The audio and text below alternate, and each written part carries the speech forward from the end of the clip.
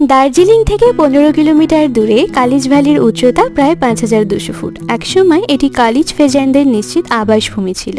চারিদিকে সবুজ পাহাড় আর চা বাগান, কখনো মেঘ আবার কখনো সূর্যের নরম আলো খেলে বেড়ায় অপার নির্জনতায় ছাওয়াই উপত্যকায়।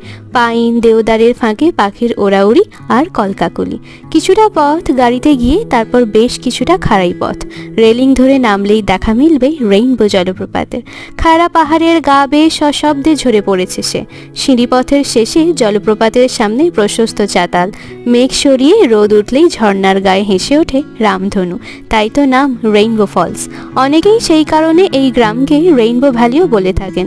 2-3টে দিন এখানে নিরিবিলিতে অলস সময় কাটাতে বেশ ভালোই লাগবে কিন্তু আপনাদের। এই কালিজ ভ্যালিতে থাকার জন্য রয়েছে কম খরচের একটি দারুণ হোটেল। এই হোটেলটি বুকিং করতে স্ক্রিনে দেওয়া নাম্বারে ফোন কিংবা হোয়াটসঅ্যাপের মাধ্যমে যোগাযোগ করুন।